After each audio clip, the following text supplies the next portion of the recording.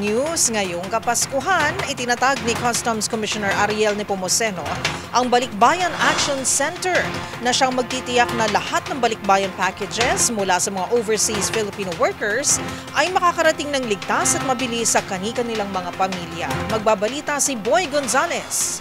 Tiniyak ng Bureau of Customs na maayos at makakarating sa mga pamilya ang lahat ng balikbayan boxes na ipinadadala ng overseas Filipino workers ngayong panahon ng Kapaskuhan. Ayon kay Customs Commissioner Ariel Nepomuceno, inatasan na niya ang lahat ng tauhan ng BOC na siguruhin walang magiging aberya sa pagproseso at pagluwas ng mga balikbayan boxes.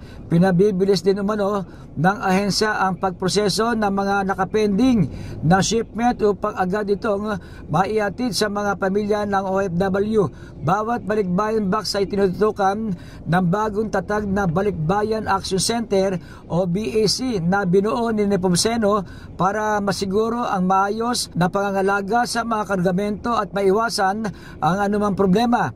Ang BAC rin ang tatanggap ng mga reklamo mula sa pamilya ng OFW, kabilang ang mga iso sa sirang padala, mabagal na delivery o nawawalang kahon.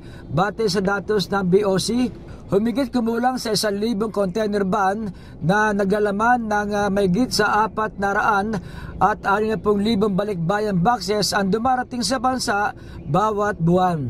Para sa MBC TV Network News, ito si Boy Gonzales, una sa Pilipinas, una sa Pilipino.